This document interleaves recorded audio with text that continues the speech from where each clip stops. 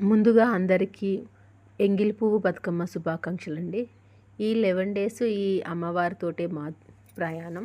ఎందుకంటే మాకు దగ్గరలో ఉన్న అమ్మవారు నల్లపోచమ్మ తల్లి. ఈ 11 డేస్ మేము ఇక్కడికి వచ్చి అందరము కుంకుమార్చన అంటే ప్రతి నిత్యము ఆమె సేవలో ఉంటాము. ఇంకొకటి